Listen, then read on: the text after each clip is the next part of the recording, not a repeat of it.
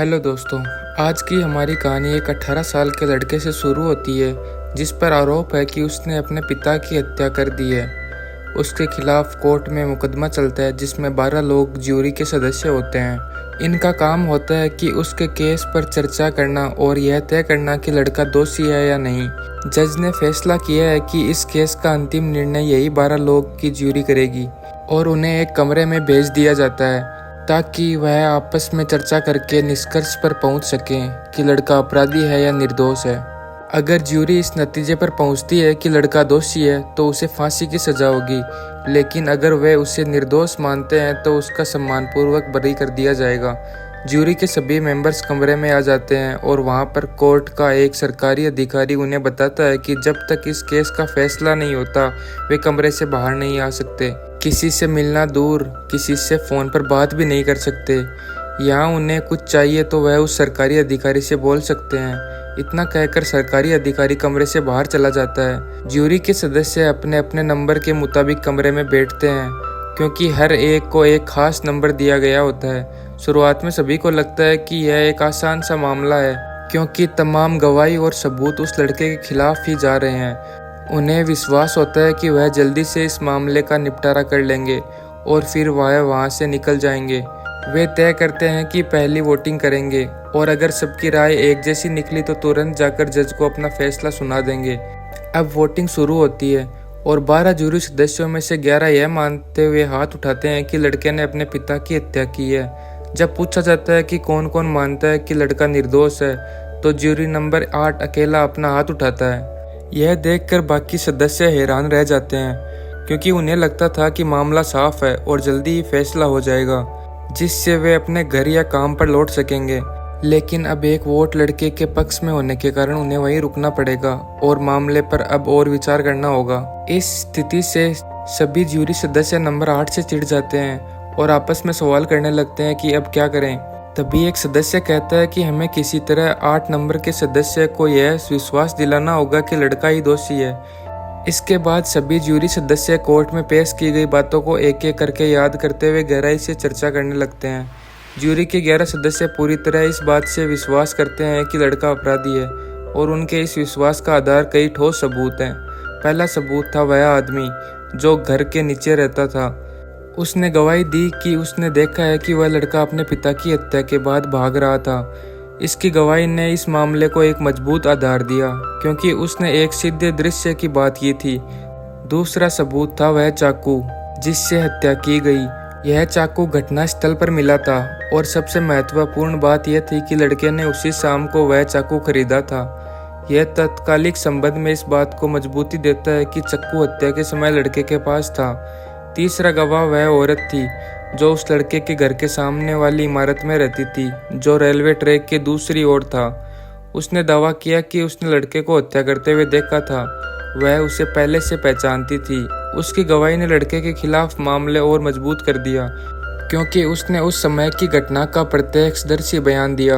यह 3 प्रमुख सबूत थे जिनकी वजह से ज्यूरी का अधिकांश हिस्सा इस निष्कर्ष पर पहुंचा था कि लड़का ही अपने पिता की हत्या का दोषी है।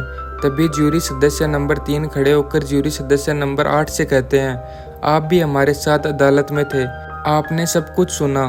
क्या आपको सच में लगता है कि उस लड़के ने अपने पिता की हत्या नहीं की? ज्यूरी सदस्य नंबर 8 जिन्होंने लड़के के पक्ष में वोट दिया था जवाब देते हैं, वह सिर्फ 18 साल का बच्चा है। इस पर ज्यूरी सदस्य नंबर 3 कहते हैं, मैं जानता हूँ, लेकिन यह मामला पूरी तरह से स्पष्ट है। सारे सबूत लड़के के खिलाफ हैं। वह दोषी है और उसने अपने पिता की हत्या की है। 18 साल की उम्र में कोई बच्चा नहीं होता। ज्यूरी सदस्य नंबर 3 फिर ज्यूरी सदस्य नंबर 8 से सवाल करते हैं, क्या आप चाहते हैं कि मैं अदालत में सुने हुए सभी सबूतों को यहाँ दोहराऊं? ज्यूरी सदस्य नंबर 8 कहते हैं, नहीं, मैं सिर्फ यही जानना चाहता हूँ कि हमें इस पर फिर से सोचने का मौका देना चाहिए। आखिरकार यह किसी की जिंदगी और मौत का सवाल है और हमारे फैसले से उसे फांसी हो सकती है या उसे पूरी तरह से सम्मानपूर्वक बरी किया जा सकता है। यह सुनकर बाकी ज्यूरी सदस्य और लगभग सभी नंबर 8 के खिलाफ हो जाते हैं क्योंकि उन्हें पूरा यकीन है कि लड़के ने ही अपने पिता की हत्या की है। ज्यूरी सदस्य नंबर 8 कहते हैं, मेरे लिए यह इतना आसान नहीं है, मैं इतनी जल्दी कोई निर्णय नहीं ले सकता। इसके बाद ज्यूरी सदस्य नंबर 7 बोलते हैं, मैंने तुरंत अपना हाथ उठाया। इसका मतलब है कि मेरे लिए यह फैसला लेना आसान था। मैं मानता हूँ कि लड़का दोषी है। आप कितनी भी देर बहस करो, मेरा मत नहीं बदलेगा। और यहाँ बाकी सभी लोग भी यही मानते हैं कि लड़का गुनहगार है। अगर हम 5 मिनट में फैसला कर लें तो इससे क्या फ़र्क पड़ता है? जूरी सदस्य नंबर 8 जवाब देते हैं, अगर हम इस फैसले पर 1 घंटे बाद भी पहुंच जाएं तो कोई फ़र्क नहीं पड़ता। वैसे भी जिस बेसबॉल मैच में आप जाना चाहते हैं वह 1 घंटे के बाद शुरू होगा। दरअसल जूरी सदस्य नंबर 7 बेसबॉल मैच देखने के लिए जल्दी से जल्दी यहाँ से निकलना चाहते थे, लेकिन अब सभी सदस्य यहीं अटके हुए हैं। वोटिंग में 11 लोगों ने लड़के को दोषी माना और सिर्फ 1 ने उसे निर्दोष माना। इसके बाद जूरी सदस्य नंबर 12 एक सुझाव देते हैं। जूरी सदस्य नंबर 8 की राय और तर्कों को ध्यान में रखते हुए सभी सदस्य उनसे सहमति जताने की कोशिश करते हैं। जूरी सदस्य नंबर 3 सबसे पहले उस बुजुर्ग आदमी का जिक्र करते हैं जो हत्या वाली इमारत के नीचे रहता था। वह बुजुर्ग आदमी अदालत में गवाही देते हुए कहता है कि उसने झगड़े की तेज आवाज़ें सुनी थी, फिर एक चीख सुनी जिसमें कहा था कि मैं तुम्हें मार डालूंगा। इसके बाद उसने एक भारी चीख की आवाज़ सुनी। जब उसने दरवाज़ा खोला तब उसने लड़के को सीढ़ियों से भागते हुए देखा। उसने तुरंत पुलिस को बुलाया और जब पुलिस पहुंची तो लड़के के पिता को दिल में 4 इंच गहरे चाकू से मृत पाया। जूरी सदस्य नंबर 3 जोर देते हैं कि यह हत्या उसी लड़के ने की थी। वह यह भी कहते हैं, मुझे पता है कि वह सिर्फ 18 साल का है, लेकिन उसका अपराध गंभीर है और उसे सजा मिलनी चाहिए। इसके बाद एक अन्य जूरी सदस्य उस महिला गवाह का जिक्र करते हैं जिसने दावा किया है कि वह हत्या अपनी आंखों से देखी थी। वह महिला रेलवे ट्रैक के दूसरी ओर रहती थी। उसने कहा कि गर्मी के कारण उसे नींद नहीं आ रही थी और जब उसने खिड़की से बाहर देखा तो उसने लड़के को अपने पिता पर चाकू से हमला करते हुए देखा। हालांकि उस समय एक ट्रेन गुजर रही थी, लेकिन अदालत में यह साबित हो चुका था कि ट्रेन की लाइट्स बंद होने के बावजूद दूसरी ओर होने वाली गतिविधियां साफ देखी जा सकती थी।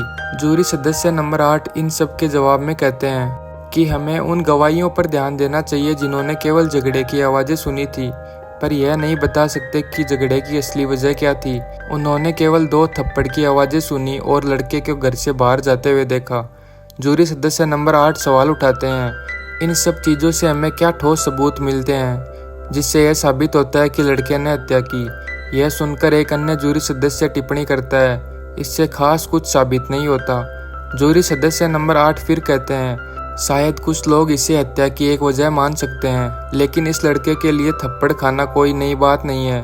उसने अपनी ज़िंदगी में कई बार थप्पड़ खाए हैं, उसके लिए यह एक आम बात है। इसके बाद जूरी सदस्य नंबर 4 कहते हैं, शायद ये 2 थप्पड़ ही आखिरी थे जिनके बाद लड़के का धैर्य टूट गया और उसने अपनी सीमा पार कर दी। जूरी सदस्य नंबर 7 फिर लड़के के इतिहास का जिक्र करते हुए बताते हैं कि इस लड़के का इतिहास बहुत खराब है। उसने 10 साल की उम्र में अपने शिक्षक पर पत्थर फेंका था जिसके लिए उसे सजा मिली थी। 15 साल की उम्र में उसे बाल सुधार गृह में भेजा गया था। उसकी संलिप्तता कई चोरियों में रही है और वह चाकू चलाने में भी माहिर है। इसके बाद सभी जूरी सदस्य अपने अपने तर्क प्रस्तुत करने लगते हैं। जूरी सदस्य नंबर 8 जो लड़के की निर्दोषता के पक्ष में है, अंत में कहते हैं, मैंने पूरी सच्चाई ध्यान से सुनी है। मुझे लगता है कि लड़के का सरकारी वकील बहुत कमजोर था। जूरी सदस्य नंबर 8 ने सरकारी वकील पर सवाल उठाते हुए कहा है कि वकील ने कई जरूरी सवाल पूछने का मौका गंवा दिया। इसके बाद उन्होंने उस चाकू को देखने की इच्छा जताई जिसका उपयोग लड़के के पिता की हत्या में हुआ था। चाकू लाया जाता है और जूरी सदस्य नंबर 4 इसे देखकर कहते हैं कि उन्होंने ऐसा चाकू पहले कभी नहीं देखा। दुकानदार ने भी माना कि यह एक दुर्लभ चाकू है।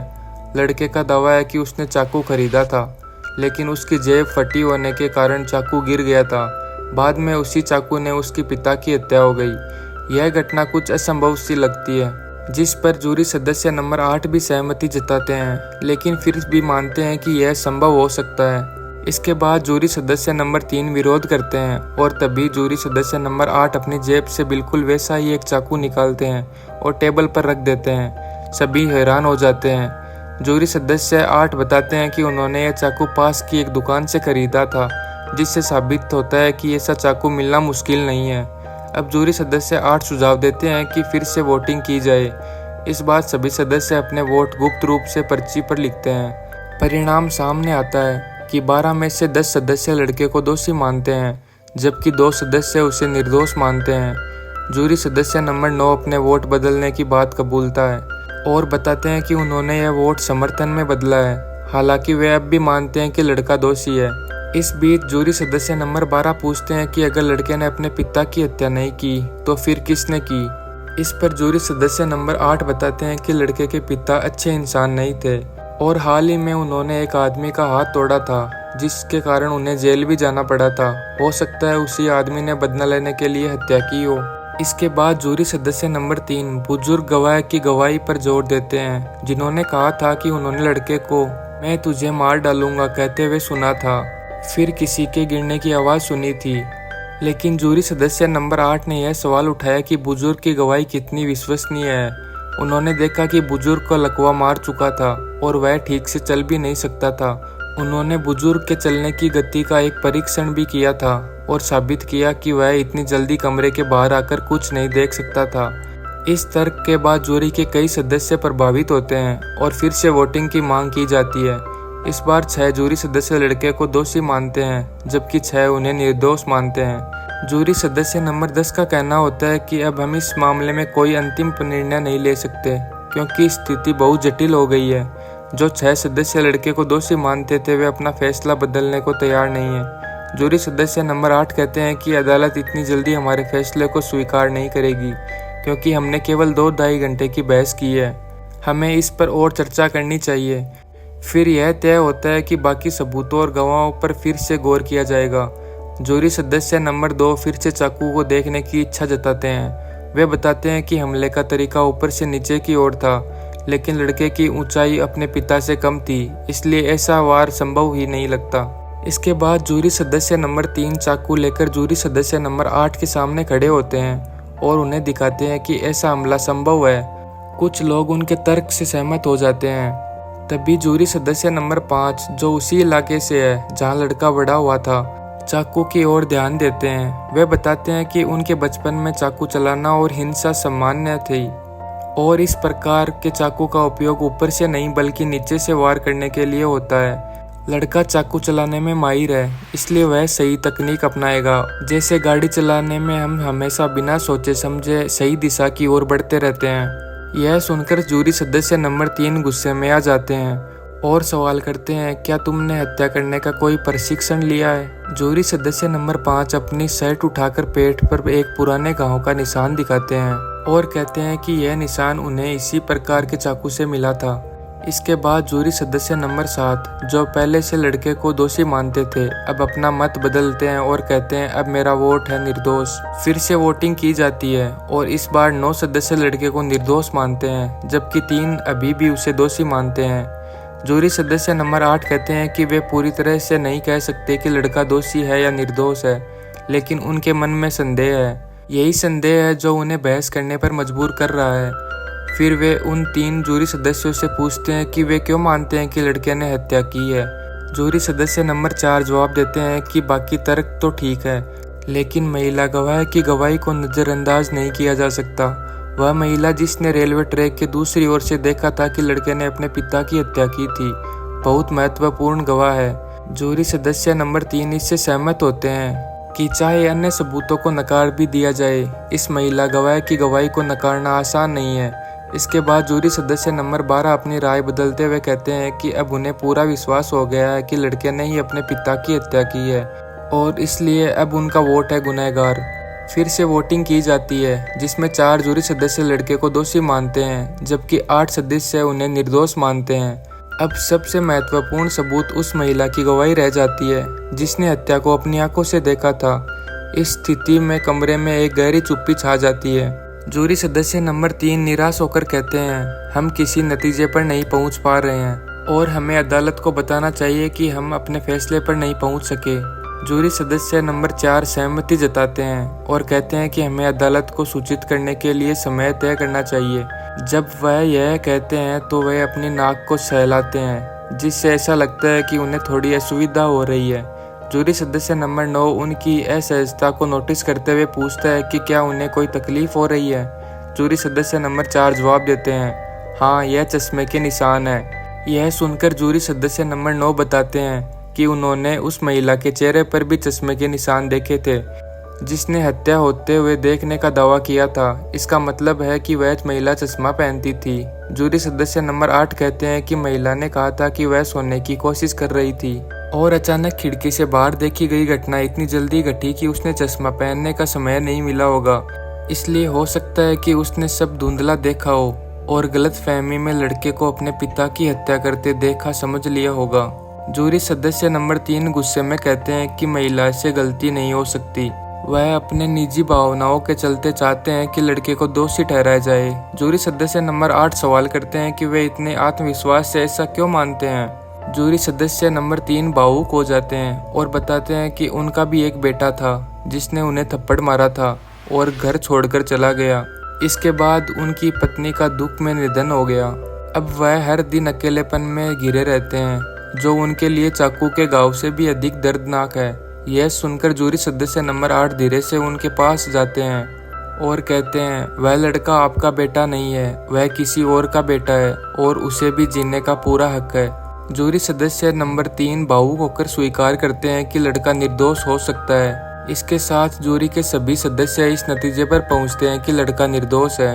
इसके बाद सभी जूरी सदस्य एक एक करके कमरे से बाहर निकलते हैं। अंत में जूरी सदस्य नंबर 3 और जूरी सदस्य नंबर 8 साथ साथ बाहर आते हैं। जूरी सदस्य नंबर 3 उदासी से कहते हैं कि उनका बेटा 2 साल पहले घर छोड़कर चला गया था और तब से वापस नहीं आया।